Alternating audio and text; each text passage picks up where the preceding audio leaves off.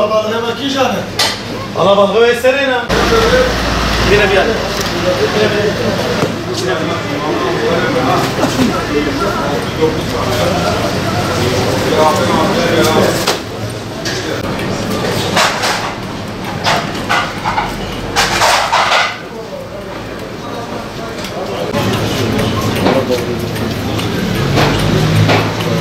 Tamam mı? Şöyle çek.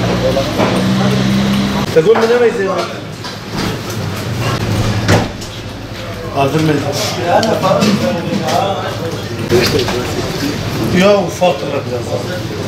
Daha yeni bugün geldi normaldir. Av yasağı yaklaşık 4 aydır av yasağı vardı.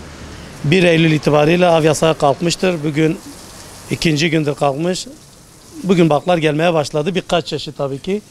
İstavrit geldi, kefal geldi, sardalya geldi, çupra levrek geldi.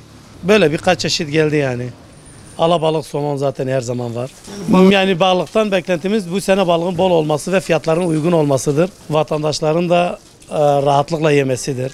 Balık bol olduğu zaman fiyatlar uygundur. Vatandaş rahatlıkla alabiliyor. Fiyatlar yüksek oldu mu maddi imkanlardan dolayı yemeyen %50, %60'lık bir kesim vardır yani.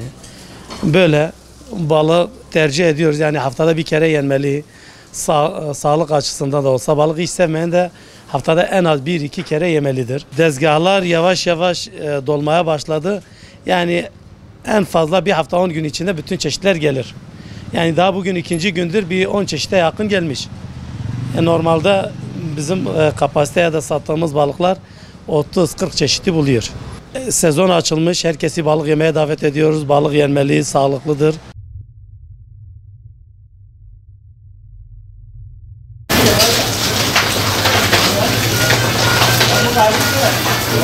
Yılan balığı da geldi. Ne geleceği belli değil. Tamam hocam, size çağırın. Size çağırın hocam. Çağırın. Olayı 150 4-5 aydır bekliyoruz. Bugünü bekliyorduk. Allah'a bin şükürler olsun. Daha yeni geldiler balıklar. Güzel. Fiyatlar uygun. Vatandaş serfitah ettik. Vatandaş memnun. Biz memnunuz. Fiyatlar uygun. Vatandaş gelsin yani yiyebilir. Pahalı değil. Normal. Şu anda istavrit gelmiş. Çupra, levrek, alabalık, somon var. Her şey var. Ne istiyor vatandaş? Yavaş yavaş artık tezgahlar doluyor. Aynı geçen seneki gibidir yani. Şu anda istavrit 100 lira. Geçen sene de 150 idi, 100 liraydı ya böyleydi. İnşallah belki çok gelir biraz daha düşer. Memnun hiç olmazsa vatandaş yiyebilir. Zaten balık fakirlerin eşidir yani bu. Fakir diyor. Evet biraz pahalı. Yine balık iyidir yani. Sazan var, çupra her şey var yani. Nakor var, turna var. Çeşitler bu. Biraz hava sıcak, biraz daha hava savunsun da her çeşit gelir abi. Allah'a bin şükür iyidir. Biz memnunuz, vatandaş memnun.